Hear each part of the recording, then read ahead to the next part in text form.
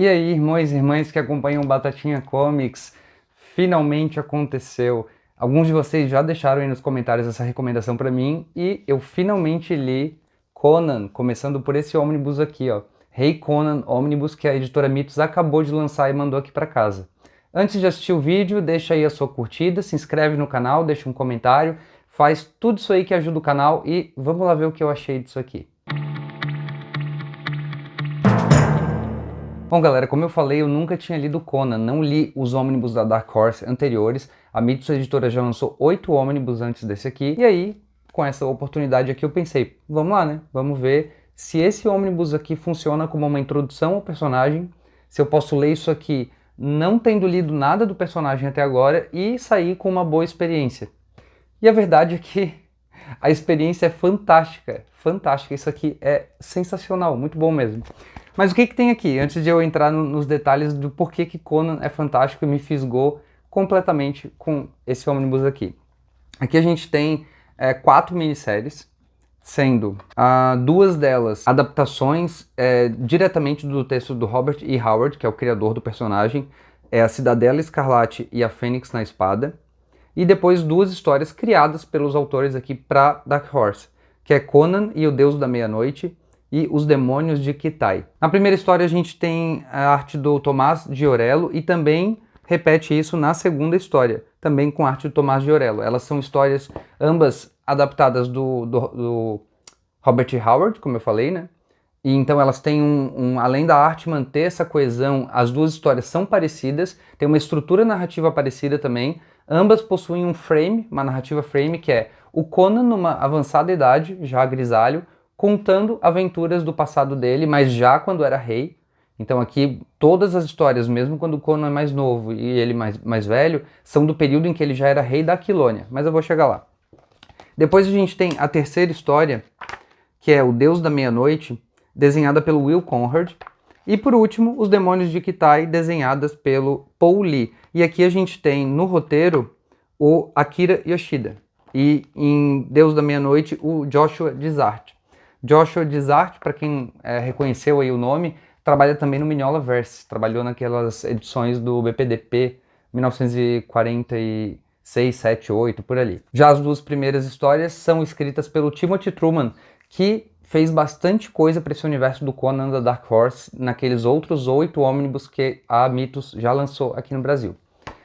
Então como é que funciona aqui? A gente, na primeira história, Cidadela Escarlate, que é uma história escrita originalmente pelo Robert E. Howard, essa daqui, ó. Cidadela Escarlate, parte 1 de 4. Então são 4 histórias são 4 partes, né, dessa história aqui. A gente encontra um Conan já rei da Aquilônia, então ele começa a vida dele na Ciméria, e isso tá tudo nos outros ônibus do Conan, que eu ainda não li. Eu comecei por esse aqui, por enquanto só li esse aqui. Mas você fica sabendo, é muito fácil ter acesso a essas informações durante essas histórias aqui. O Conan começou na Ciméria, ele é um cimério, e ele conquistou a Aquilônia, ele não herdou esse trono. Ele foi lá, decepou o Numenides, eu acho que é o nome, que era o rei anterior da Aquilônia, decepou ele e tomou o trono, falou, agora eu sou rei da Aquilônia.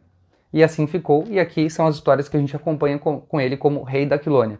Então nessas 2 primeiras histórias, a gente acompanha ele já bem mais velho, uma idade mais avançada, lá sentado no seu trono, e ele recebe um cara, um escrivão, assim, na casa dele, se eu não me engano o nome dele é Pramis, acho que é uma coisa assim. E ele foi incumbido de ir lá na casa do Conan, no palácio, escutar histórias do Conan e escrever as crônicas do Conan, das aventuras que o Conan viveu como rei da Aquilônia já, como eu falei. Não são as histórias passadas dele, são depois que ele toma o trono da Aquilônia. E aí o Conan conta as histórias dele para o Pramis. A primeira história que ele conta é a Cidadela Escarlate, que é uma história onde há uma tentativa de golpe para tomar a Aquilônia do Conan, e o Conan fica preso nos calabouços desse local chamado Cidadela Escarlate, e nesse local ele encontra horrores inimagináveis, Lovecraftianos, absolutamente sinistros, assim. Isso me surpreendeu muito, porque eu não esperava que as histórias do Conan fossem tão voltadas ao terror.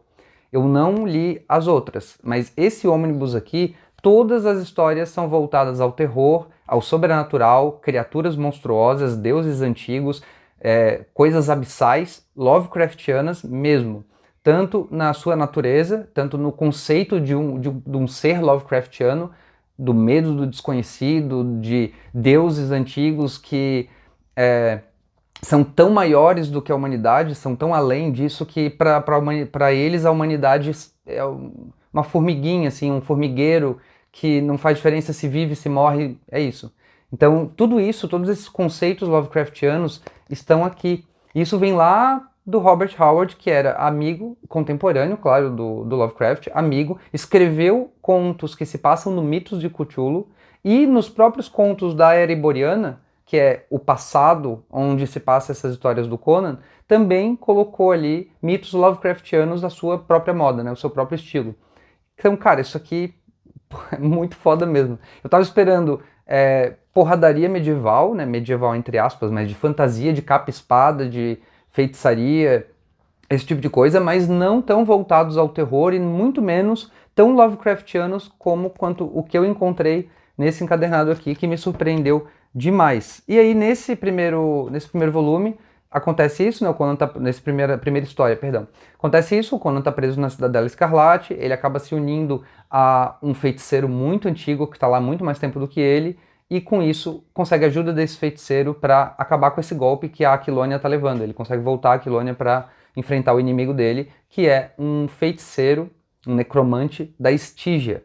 E a Estígia aqui representa meio que o Egito nesse mundo do Conan. Existem várias nações e cada nação você pode ver que tem certos elementos de alguma nação que a gente conhece. Por exemplo, na última história, a gente vai conhecer o Kitai, que é basicamente o Japão feudal. É um Japão antigo, cheio de samurai, cheio de senhores feudais e imperadores e tudo mais, daquele estilo que a gente vê, por exemplo, na série Shogun, do Star Plus, do Disney Plus. E aí, na segunda história, o Conan narra para o Pramis uma outra tentativa de golpe que a Aquilônia levou. Ou seja, as duas histórias são bem semelhantes, a primeira e a segunda, que são as adaptadas do Robert Howard. Inclusive o vilão dessa história, eu fiquei um pouco confuso por eu não ter esse background do Conan, eu fiquei um pouco confuso que eu achava que era o mesmo da primeira história. O que, se você lê as histórias, não faz sentido. Eles são parecidos, mas não tem como ser o mesmo, não faz sentido. E aí, claro, não é o mesmo. Foi um pouco de desatenção minha, eu li ali. O da segunda história chama Thoth Amon, e é um grande vilão do Conan. Eu pesquisei depois e ele é como se fosse assim, um arqui-inimigo do Conan. O Tulsadum, que a gente conhece lá do filme. Inclusive, o filme do Conan, do Arnold Schwarzenegger, era a única referência que eu tinha do personagem. Eu só conhecia aquilo ali. Então, para mim, o Conan era um brutamontes extremamente musculoso, um bárbaro, exatamente como o nome diz. Se você joga RPG ou jogos de videogame de RPG, você sabe que um bárbaro, ele é praticamente isso, um herói com o slide da força no máximo e o slide da inteligência no mínimo, porque você não gasta pontos de inteligência num bárbaro, você gasta pontos de força, ou constituição, resistência. No caso do Conan, não, ele é muito astuto, muito audacioso, muito corajoso, honrado, e ele é muito inteligente, essa é a questão. Ele é um bárbaro com cérebro. Ele se destaca de uma forma que você entende o porquê que as pessoas seguem ele e o porquê que ele é o rei da Aquilônia, mesmo que um reinado conquistado, né? Faz mais sentido ainda ele ter conquistado esse reinado, considerando quem ele é nesse quadrinho aqui. O Conan, como personagem, me surpreendeu muito mesmo. Eu não estava esperando que ele fosse tão complexo. E aí na terceira história, agora já resumindo assim, a primeira e a segunda, são legais, muito legais mesmo. Só que o que me surpreendeu foram as duas últimas, as que não são baseadas na obra do Howard. E aí eu imagino que tem vários fãs de Conan que talvez não gostem de ouvir isso, mas eu, sem nenhum contato com o personagem, gostei mais das duas histórias do final desse encadernados, que são as que não têm relação com a obra, ou melhor, não são adaptadas diretamente de algum conto do Robert Howard. Essas duas, O Deus da Meia-Noite, nossa, essa daqui é sensacional.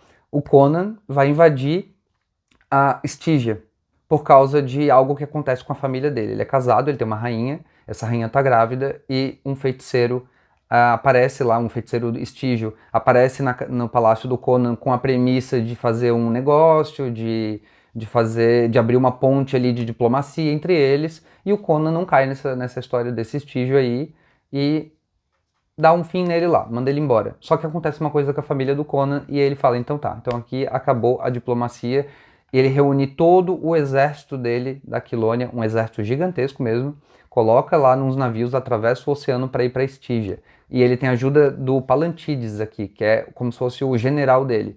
E eu achei legal isso. Nessas duas histórias, a gente vê o Palantídes nas duas histórias, sendo o braço direito do Conan, sendo o general dele ali, a pessoa que, inclusive, tomaria o controle do reino, no caso de um falecimento do Conan, morte em batalha, esse tipo de coisa, ele herdaria o reino. E achei legal desenvolver isso, para mostrar que o Conan tem amigos. O Conan, e não só tem amigos, mas o Palantídes tem uma honra com o Conan que vai além de um servo de um rei. Ele vai de uma amizade mesmo, de uma vontade de não decepcionar. E o Conan demonstra pro Palantídes a mesma honra, o mesmo carinho, assim, a mesma amizade. É um negócio incrível, assim, entre dois machões monstruosos de musculosos, mas que tem ali uma relação de fraternidade muito grande. Gostei bastante dessa relação dos dois. E essa história é sensacional, essa que eles vão invadir a Estígia. A Estígia é um lugar desolado, onde só tem morte, destruição, feitiçaria de necromante para tudo que é lado, monstros, zumbis. Eles já começam a ser massacrados, o exército do Conan, na própria viagem de navio até a Estígia, porque os navios são atacados por criaturas sobrenaturais. Mas o Conan chega na Estígia e enfrenta o inimigo dele. E é muito legal mesmo. E a última história, o Conan vai para o que é equivalente aqui na Era Iboriana ao Japão, que é Kitai. Ele vai para Kitai, e aí a gente tem uma história envolvendo samurais, envolvendo lendas, entre aspas, japonesas, né? Muito parecidas com lendas japonesas, mas que são de Kitai. E uma história que mostra mais do que nunca a questão que eu falei sobre a honra do Conan. Tanto com o Palantídes, essa lealdade que o Palantídes tem com ele tem com o Palantídes, ele tem com o reino dele e tudo mais, quanto também com os próprios inimigos. Aqui tem uma relação do Conan com os Kitaianos, não deve ser assim que fala. O pessoal de Kitai tem uma relação com o Conan aqui que é muito interessante, porque o Conan chega lá e é recebido com hostilidade. E aí ele reflete com hostilidade, mas a questão é que o Conan havia sido convidado ao reino de Kitai. Mas o reino de Kitai não sabia, porque era tudo uma trama para levar o Conan para lá e fazer o que acontece aqui. Enfim, o Conan acaba matando um dos personagens ali, um soldado de Kitai, e essa trama do Conan ter matado esse soldado de Kitai, ela é desenvolvida ao longo das 4 edições dessa história. Isso aqui é muito legal, gostei bastante mesmo. Olha, no geral, esse encadernado aqui, para fãs de terror, para fãs de Lovecraft, isso aqui é fodástico. Pode começar por aqui. Eu comecei e não fiquei nem um pouco perdido. Eu vou mostrar um pouco da arte. Como eu falei, nas 2 primeiras histórias a gente tem arte de um desenhista e nas 2 últimas uma em cada um. Ó, um pouquinho da arte aqui. Essa aqui ainda é lá do começo, agora vamos para a terceira história. A arte da terceira história, pode ver como tem seres sobrenaturais. Todas as histórias aqui têm sobrenatural, não são histórias, digamos assim, apenas de capa e espada. Tá mais para espada e feitiçaria, que é o gênero do Conan mesmo, né? E não só é o gênero do Conan, como é o gênero que o Conan criou. Isso aqui é o gênero, ou popularizou. O Robert Howard, lá na década de 30, 1930 e poucos, popularizou, criou esse gênero aqui de uma forma que, infelizmente, ele não viu sucesso em vida. Olha só, que legal. O Robert Howard, ele tirou a própria vida em 1936, depois de descobrir que a mãe dele nunca acordaria de um coma que ela estava, e ele nunca viu o sucesso que isso aqui causou. Conan virou uma marca absurda, né? A gente tem dezenas, centenas, milhares de quadrinhos, a gente tem várias versões compiladas dos contos que o Robert Howard escreveu, adaptações cinematográficas, videogame, jogos online, isso aqui virou realmente uma marca absurda. E ele não viu nada desse sucesso, e não só do sucesso da própria marca, mas da influência que isso aqui teria nos anos seguintes, como no próprio Tolkien. O próprio Tolkien, que é muito influente no gênero de RPG, na criação do Dungeons & Dragons, em como a gente vê a fantasia no geral, e o world building, né, a construção de mundo, de um universo fantástico, isso aqui já vinha na década de 30 com o Conan e o Robert Howard. É realmente muito legal isso aqui, e é tão legal, mas tão foda, gostei tanto, que já fui atrás das outras edições da Mythos, já comprei os outros ônibus e vou devorar isso aqui. Com certeza, vou trazer conteúdo, cada ônibus que eu ler, eu vou trazer um conteúdo aqui para falar um pouco do personagem, para conhecer o início dele, né? O primeiro ônibus da Mythos, ele conta o nascimento do Conan, tanto do físico, né, o nascimento mesmo do personagem, como da lenda do Conan. Como ele se tornou o bárbaro da Ciméria que futuramente vai conquistar a Aquilônia e se tornar o rei Conan. Então fica aqui a minha recomendação absoluta, minha recomendação 100%, sem ressalvas. Podem ir atrás desse ônibus aqui do Rei Conan, que vai valer muito a pena. E se você, como eu, nunca leu Conan, fica tranquilo, começa aqui e vai indo atrás de outros materiais de forma retroativa ou lateral para outra coisa. Enfim, qualquer outro material do Conan você vai querer ler depois que você ler isso aqui. O encadernado da Mitos é em capa cartão, igual os ônibus do BPDP e do Hellboy. Tem 420 páginas, só com 2 páginas de extras no final, que são 2 capas. Até vou mostrar aqui, ó. Essa capa aqui e essa capa aqui. São os 2 únicos extras. E no começo a gente tem um textinho retirado das palavras do Robert E. Howard. Aqui, ó, esse textinho aqui. E como eu falei, então, são 4 histórias aqui. 3 delas divididas em 4 partes e uma dividida em 5 partes. E a gente vai ter um volume 2 para finalizar essa era do Conan, né? A era do Rei Conan. Então, em breve, não sei ainda quando, a gente vai ter o volume 2 aí. Por enquanto, leiam o volume 1, recomendo. Se você assistiu até aqui, muito obrigado. Não esquece de deixar o seu joinha aí, que ajuda bastante o YouTube a recomendar esse vídeo. Se inscreve no canal se você não é inscrito para acompanhar os próximos vídeos. E deixa um comentário aí. Já leu Conan? Gosta de Conan? Não gosta de Conan? Diz aí para mim nos comentários o que você acha do personagem. Valeu!